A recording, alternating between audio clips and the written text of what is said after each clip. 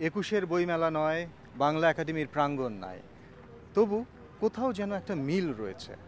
Washington ডিসিতে আজ চলছে জাতীয় বই উৎসব। সকাল থেকে বিকেল পর্যন্ত হাজার হাজার মানুষ এসেছেন।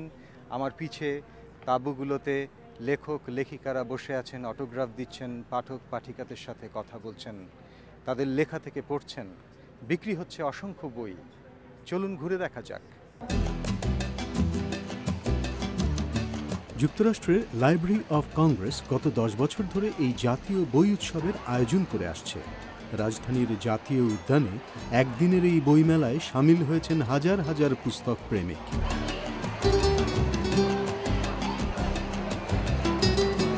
সুদূর ক্যালিফোর্নিয়া থেকে এসেছেন নাদিয়া। কেমন লাগছে তার এই বই উৎসব?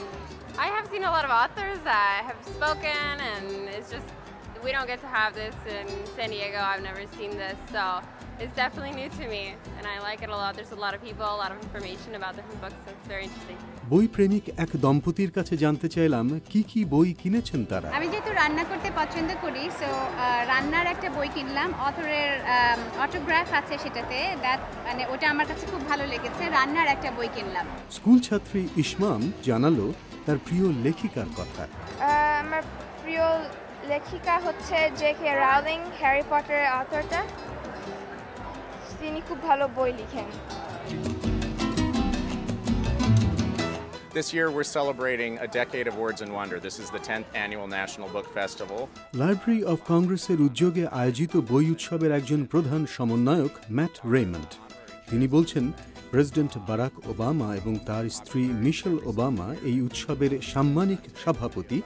এবারে উৎসবে 1.5 লক্ষ দর্শনার্থী অংশ নিচ্ছেন বলে তারা ধারণা করছেন। সুখের বিষয়, এত সংখ্যক মানুষ সমবেত হয়েছেন শুধুমাত্র বইয়ের প্রতি তাদের ভালোবাসার কারণে, কোনো রাজনৈতিক কারণে নয়। এ প্রসঙ্গে ঢাকায় 21-এর বইমেলার কথা এসে যায়। সুপরিচিত লেখিকা দিলারা হাসেম 21-এর বইমেলার সাথে ওয়াশিংটনের এই উৎসবের তুলনা করে বললেন, মিল শুধু এটুকুই যে যারা পুস্তক প্রেমী তারা সবাই এখানে এসেছে, সে বাঙালি হোক বা আমেরিকান হোক, কিছুই তাদের তফাৎ নেই। তফাৎ শুধু এটুকুই যে এটার বিশালত্ব। বাংলাদেশে আমি প্রতি বছর বইমেলার সময় প্রায় যাই, সেখানে বইয়ের দোকানগুলো থাকে বেশিরভাগ প্রকাশকদের। প্রকাশকরা আলাদা আলাদা স্টল করে এবং সেখানে যারা দর্শক থাকে বা ক্রেতা থাকে তারা যায়, কিন্তু এইখানে সেটা নয়। এখানে যেমন বইয়ের দোকান বর্ডার করেছে, আরেক জায়গায় হয়তো আরেক বইয়ের দোকান করছে এবং আলাদা আলাদাভাবে বইগুলোও সাজানো আছে সেভাবে। তবে ইসমাত বারকাত একটু ভিন্ন কথা বললেন। অনেক তফাৎ পাচ্ছি। বাংলাদেশের বইমেলায় যে প্রাণ থাকে সেটা এখানে নেই।